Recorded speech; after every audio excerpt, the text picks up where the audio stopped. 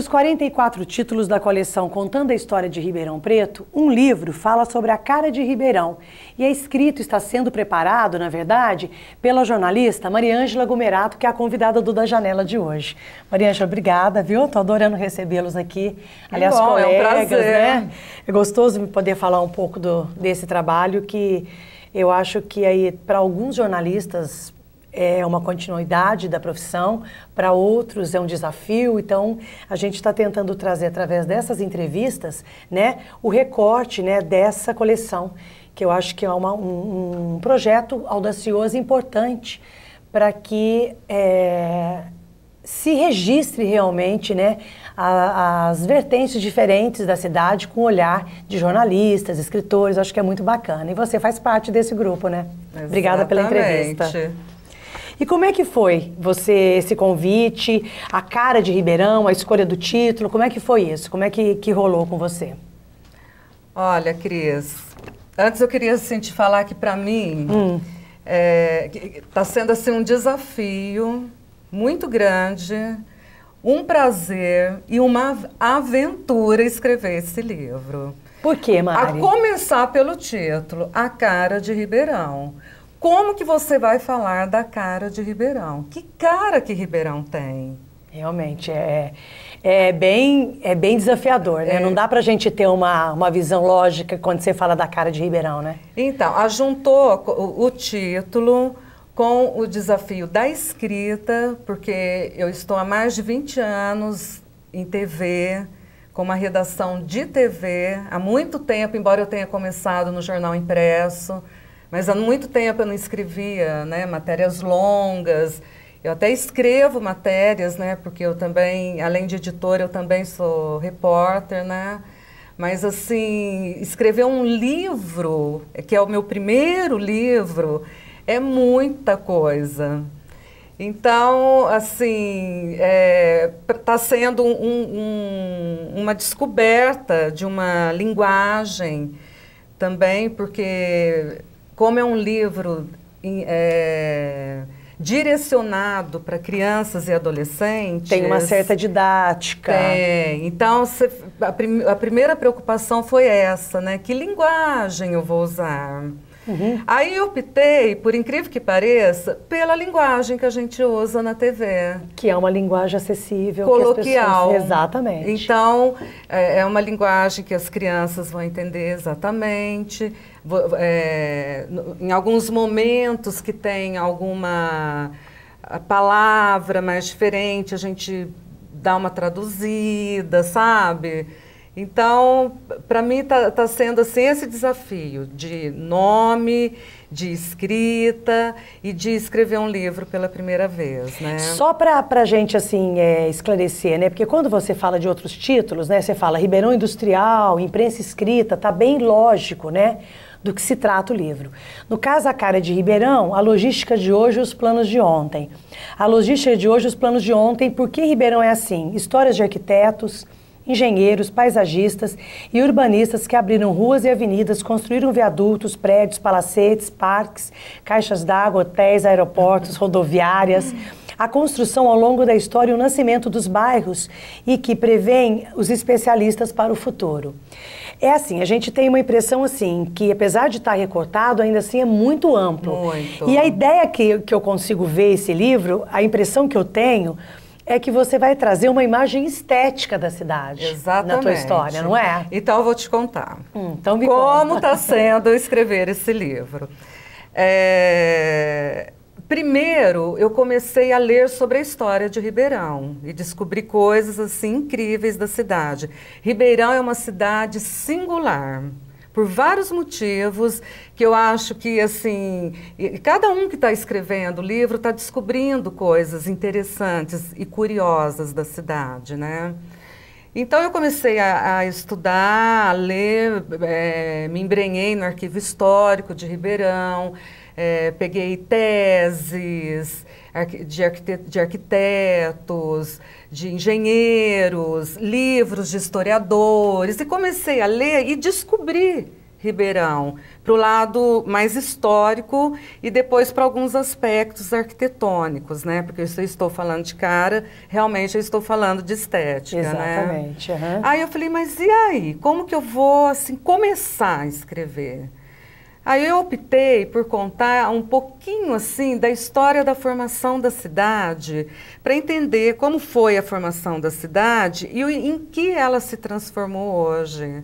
Né? Você fala a formação da história mesmo, a história. A história e a formação, a abertura das primeiras ruas, que antes não existiam, como não tinha prefeitura. A infraestrutura toda, você está tentando eram traçar. Os fabriqueiros que abriam as ruas do centro da cidade. Pessoal que trabalhava para colocar o calçamento, exatamente, né? Tem as histórias. Tem pessoas que lembram, assim, tem memória viva dessas histórias, né? Muita gente. Aliás, esse eu acho que é um outro ponto alto dessa minha escrita, porque eu descobri personagens, assim, maravilhosos. Maria Ângela, eu acho que essa é a força, né, de todo esse trabalho, né, que é justamente, porque assim, livros tem muitos, são muitos, né, que tem a história de Ribeirão, mas eu acho que assim, o recorte que vocês estão fazendo, né, está resgatando coisas que não estão em livros, né, eu acho que é um grande feito, assim, uma coisa bacana desse projeto é isso. Exatamente.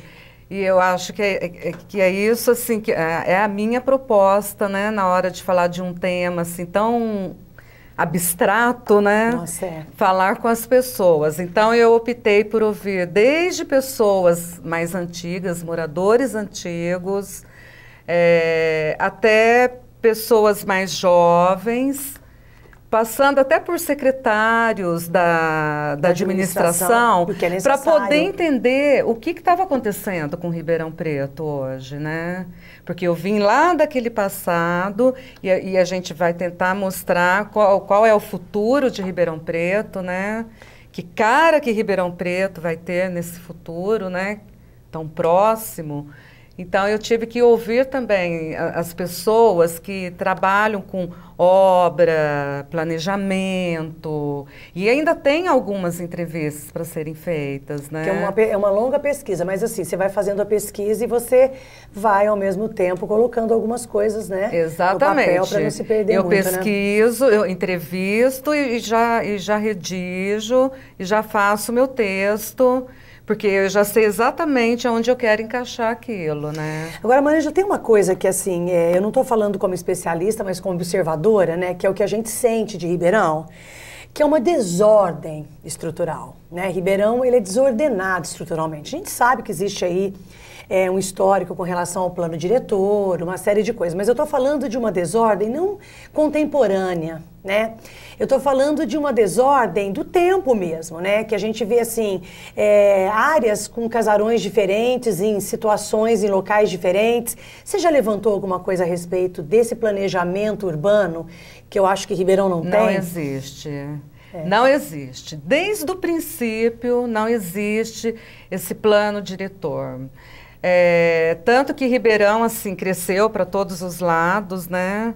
E continua crescendo hoje. Ribeirão não tem uma arquitetura marcante, ela apenas tem alguns casarões da época do café. Espalhados, né? Espalhados. Acho que tirando ali o Quarteirão Paulista, né?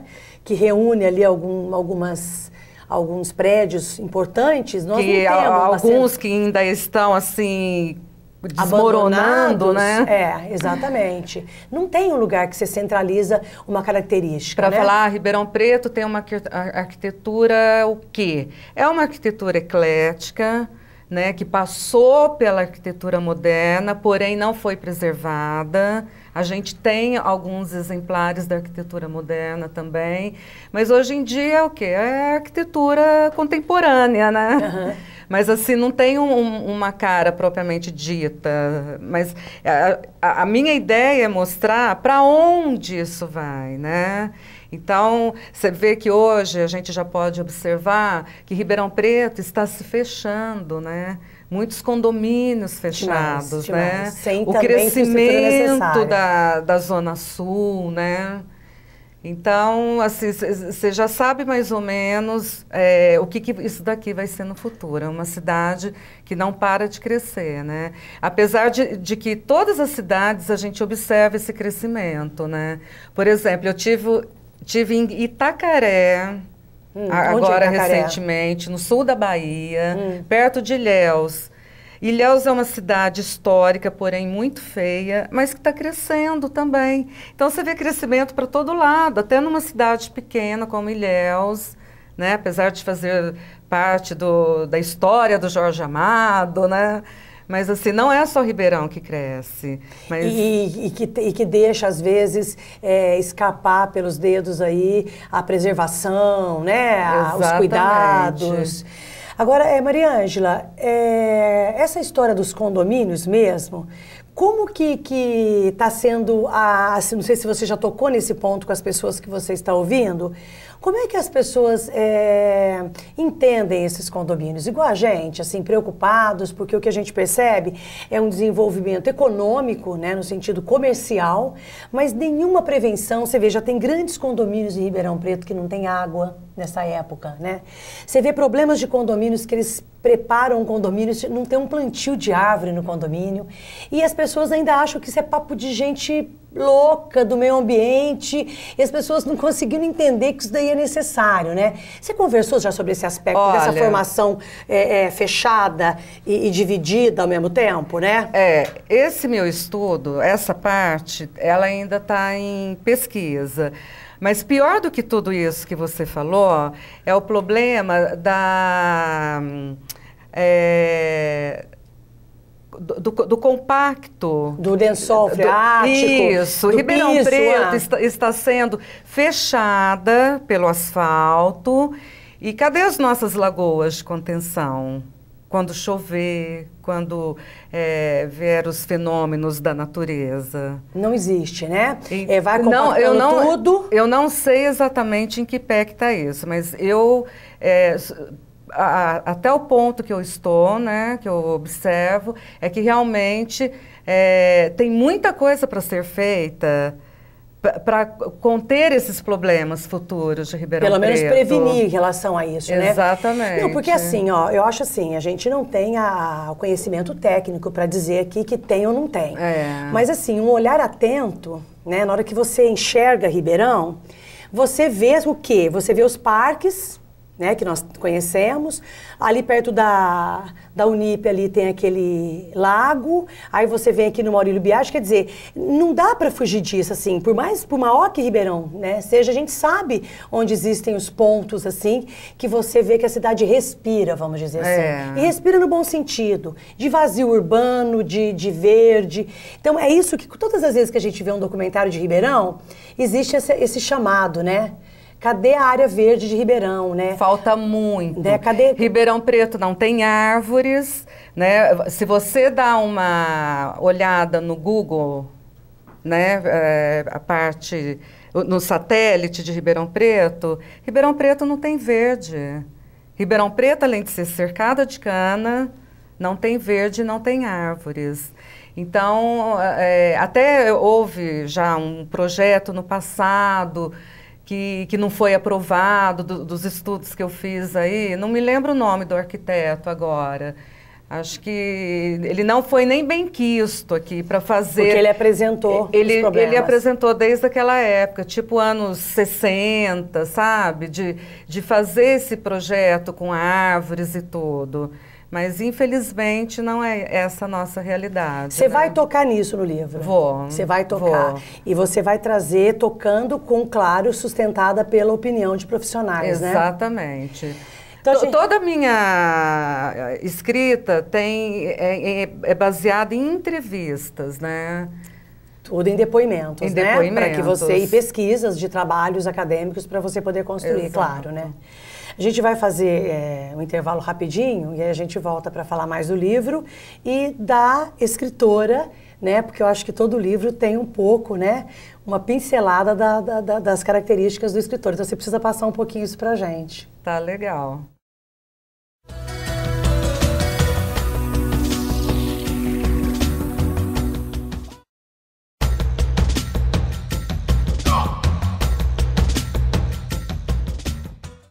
Maria Ângela, a cara de Ribeirão, quando eu falei que o livro não tem jeito de não ter um toque das características, né, da personalidade do escritor, muito claro, assim, na hora que a gente fala da cara de Ribeirão, a gente fala de estética, né?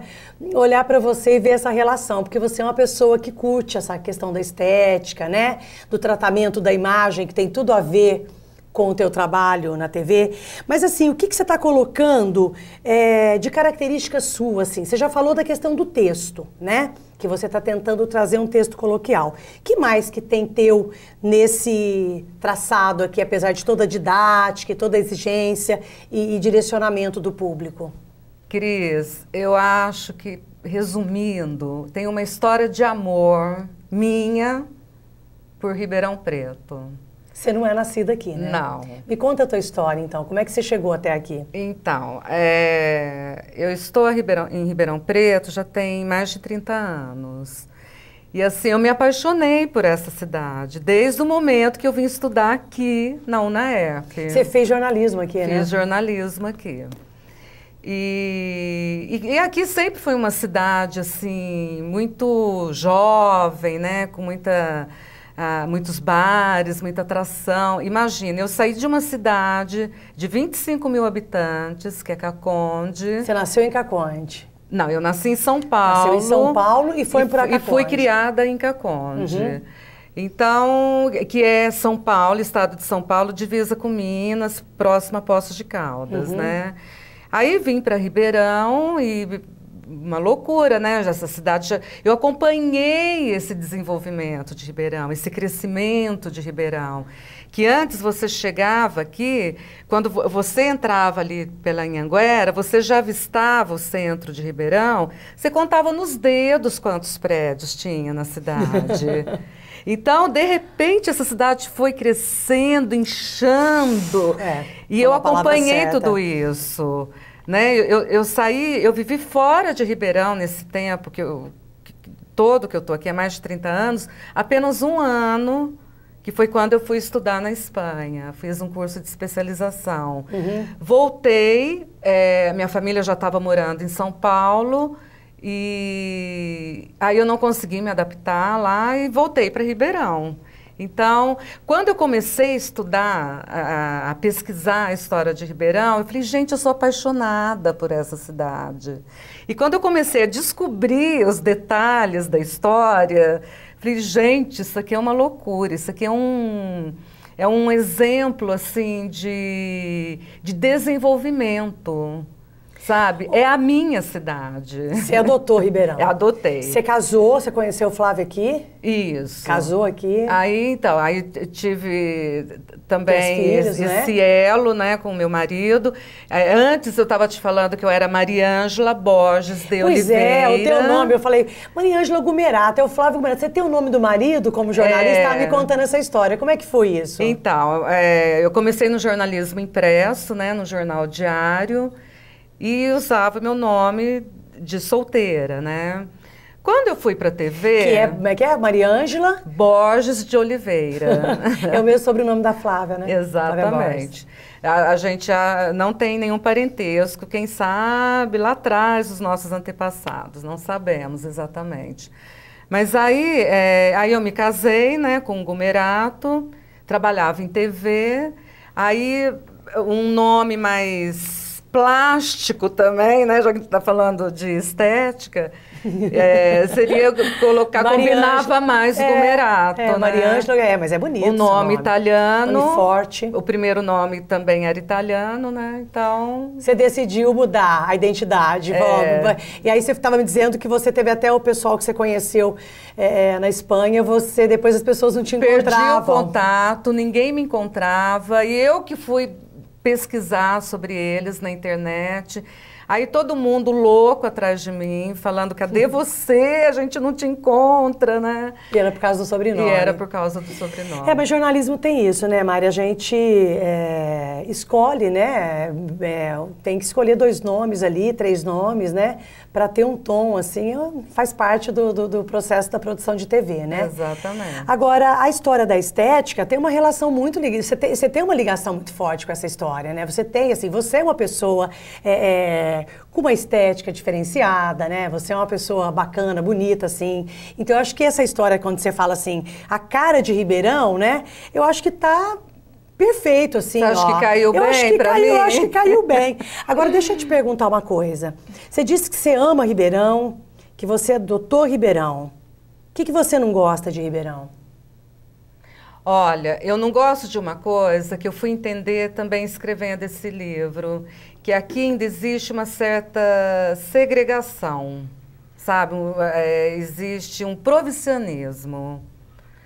Então,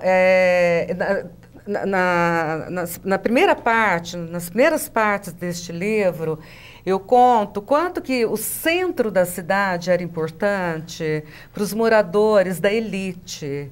Ninguém morava no centro que não tivesse dinheiro, né?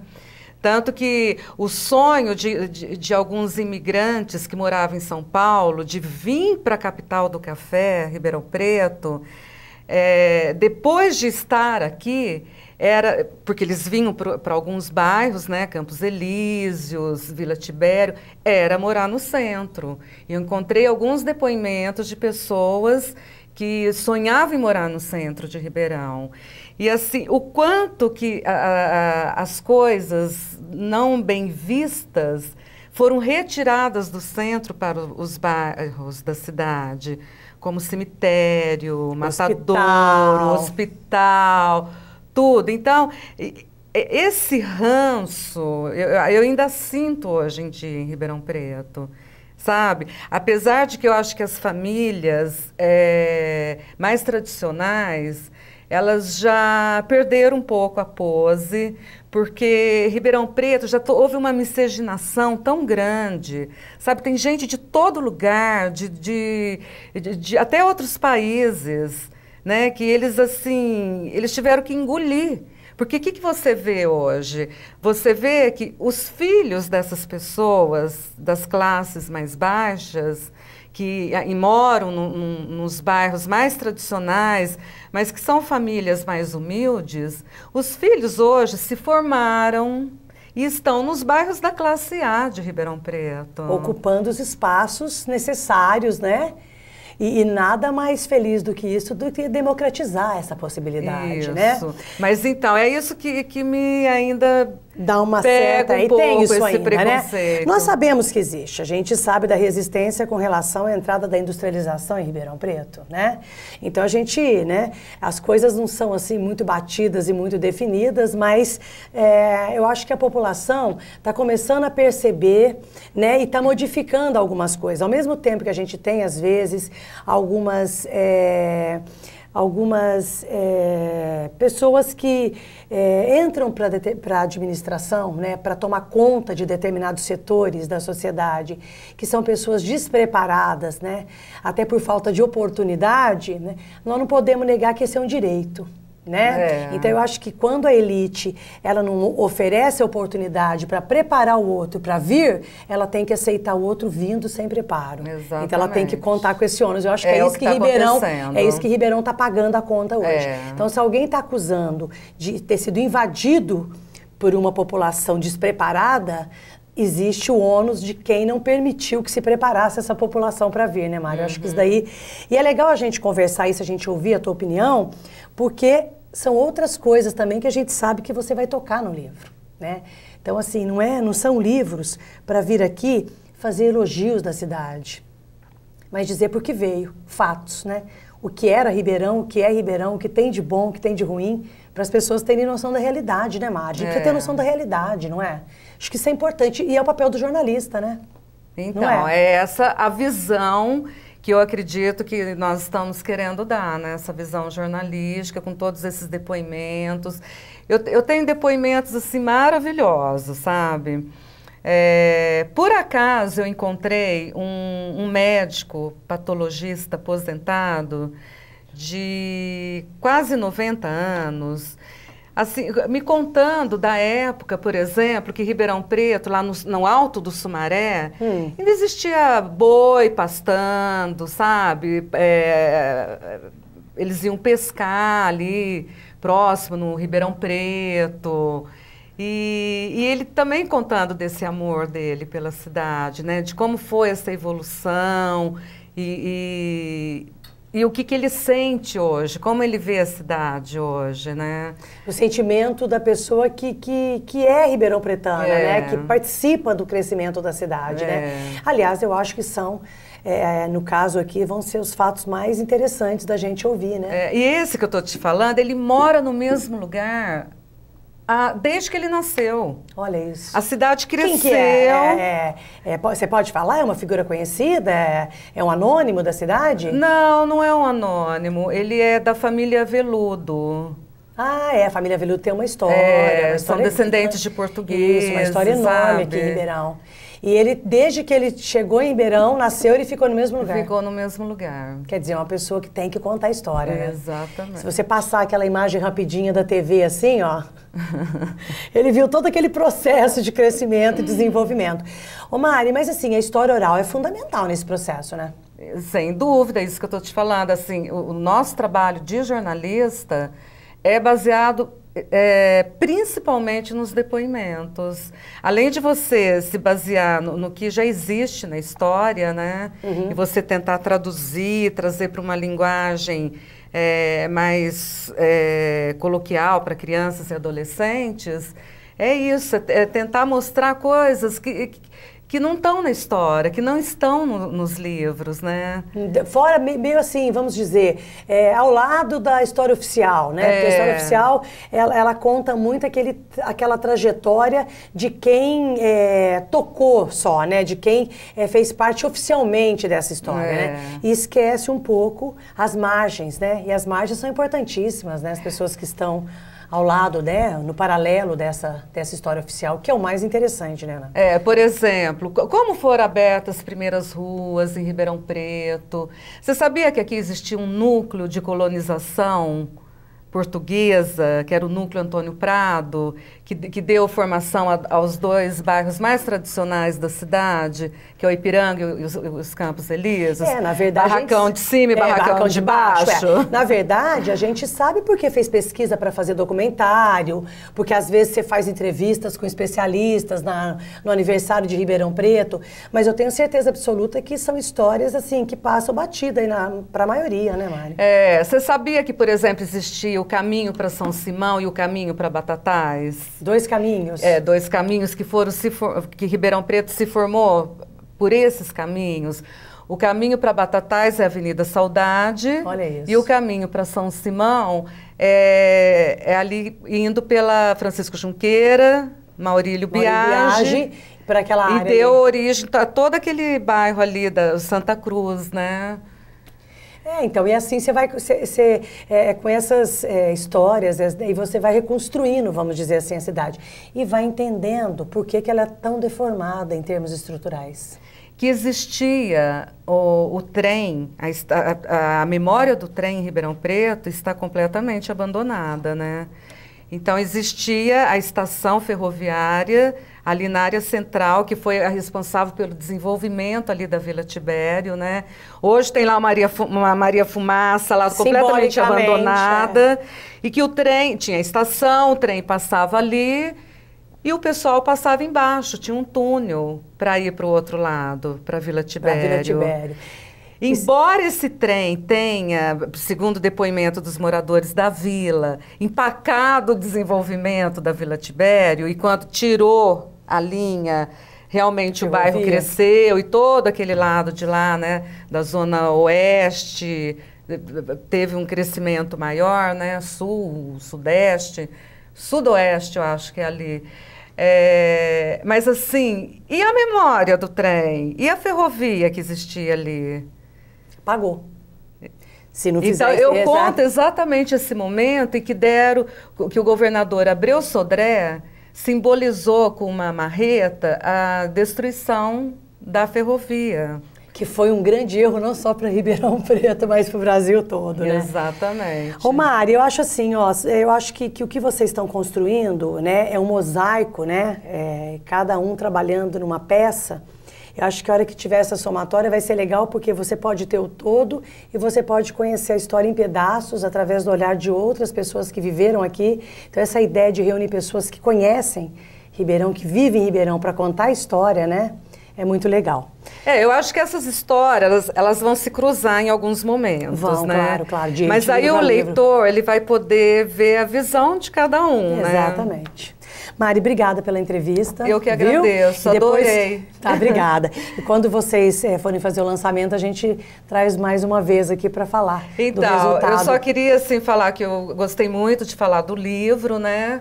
E que a gente espera que realmente alguma empresa... né? Apoie, porque só a Lei Rouanet não é suficiente para bancar o projeto. Da Lei Rouanet, né, que vai ter foi possível, todo o incentivo fiscal, né, para poder bancar esse projeto, que a editora Coruja, através do Lau Batista, idealizou de uma forma muito linda, que todo mundo se apaixonou. E a FUNPEC também, né, que é um parceiro E depois lá. que entrou a FUNPEC. Tá certo, vamos torcer para dar certo. Obrigada, Mari.